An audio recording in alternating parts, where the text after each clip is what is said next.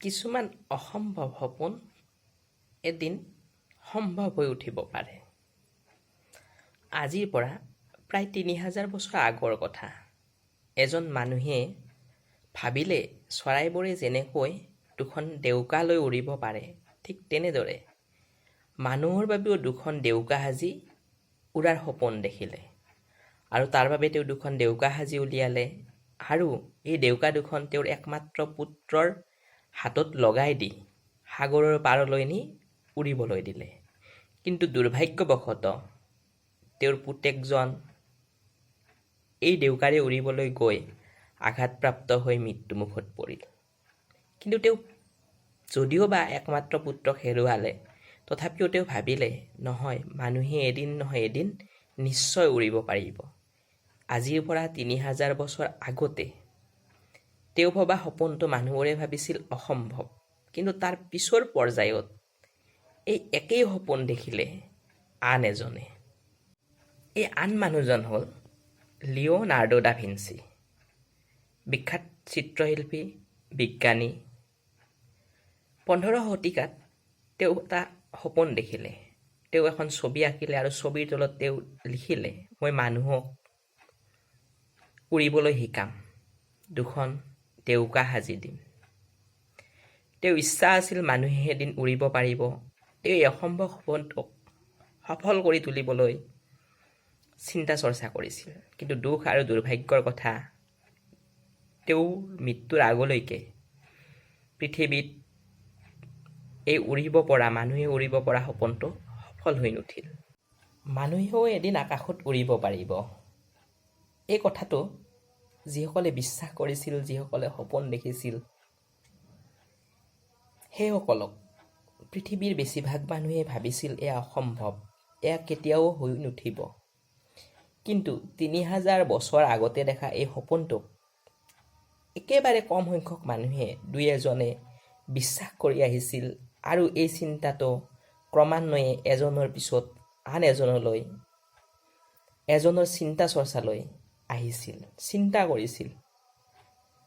তাৰ পিছত বিংশ শতিকাৰ প্ৰথম ভাগতে জনপ্ৰিয় ৰাইট ভাতৃদ্বয়ে আকাশত প্ৰথমবাৰৰ বাবে মানুহে উৰাৰ সপোনটো সফল কৰি তুলিলে। খুব কম সংখ্যক দূৰত্ব তেওঁলোকে উৰিলে যদিও মানুহে ইমান দিনে অসম্ভৱ বুলি ভাবি থকা সপোনটো সফল হৈ উঠিল। আৰু মানুহে বিশ্বাস কৰিবলৈ ল'লে যে সঁচাকৈয়ে মানুহ এদিন উৰিব পাৰিব।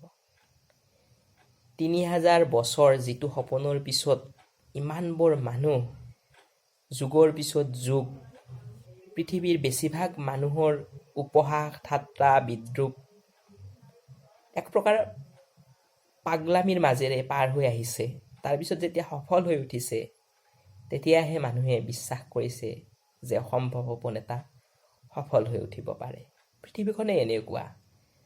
পৃথিৱীৰ বেছিভাগ মানুহে আমি সফল নোহোৱালৈ আমাৰ অসম্ভৱ সপোনবোৰক সম্ভৱ বুলি ভাবি নুঠে আৰু আমাক উপহাস কৰে, ঠাট্টা বিদ্ৰূপ কৰে। কিন্তু আমাৰ সপোনটোত যদি উদ্দেশ্য মহৎ হয় বা আমাৰ সপোনটোত যদি আমাৰ আত্মবিশ্বাস থাকে, তেতিয়াহ'লে আজি নহ'লেও আজিৰ পৰা হয়তো কেইবা যুগ পিছতো এই সপোনটো আমি নোৱাৰিলেও কোনোবাই নহয় কোনোবাই সফল কৰি তুলিব, নিশ্চয় পাৰিব। এই উৰাজাহাজৰ আৱিষ্কাৰৰ এই ইতিহাসেই ইয়াৰ প্ৰমাণ দাঙি ধৰে। উৰাজাহাজ আৱিষ্কাৰ কৰিবলৈ বা উৰাজাহাজৰ এই সপোনটো সফল কৰিবলৈ ৩,০০০ বছৰ লাগিল। ঠিক তেনেদৰে আমাৰ সমাজৰ হকে, দেশৰ হকে বা এই পৃথিৱীৰ হকে অৱদান যোগোৱা সপোন ক্ষুদ্ৰ হ'ব পাৰে বা বৃহৎ হ'ব পাৰে, বা আমি বহুত প্ৰচেষ্টা কৰাৰ পিছতো এই সফল হৈ নুঠিব পাৰে।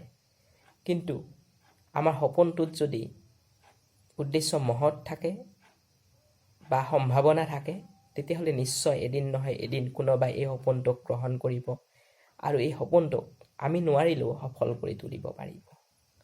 মানুহৰ যিকোনো সপোনক পৃথিৱীয়ে উপহাস কৰাৰ দৰে আমি সচেতন নাগৰিকসকলে, যিসকলে অলপ হ'লেও চিন্তা চৰ্চা কৰোঁ, অতি সহজতে মানুহক উপহাস কৰি তেওঁলোকৰ সপোনক ঠাট্টা বিদ্ৰূপ কৰাটো উচিত নহয়। হয়তো আমি বিশ্বাস নকৰিব পাৰোঁ তেওঁলোক সফল হ'ব বুলি বা সমাজৰ কাৰণে উপকাৰ নহ'ব বুলি, কিন্তু তেওঁলোকক আমি নিৰাশ কৰিব নালাগে। উৰাজাহাজৰ এই কাহিনীটো মোৰ বাবে এইবাবেই অনুপ্ৰেৰণাৰ, কাৰণ যিটো সপোন পৃথিৱীৰ মানুহেই কেতিয়াও সম্ভৱ বুলি ভবা নাছিল, সেই সপোনটোকে বহু মানুহে ৩,০০০ বছৰ ধৰি অতিক্ৰম কৰি আহি বিংশ শতিকাৰ প্ৰথম ভাগত সফল কৰি তুলিলে।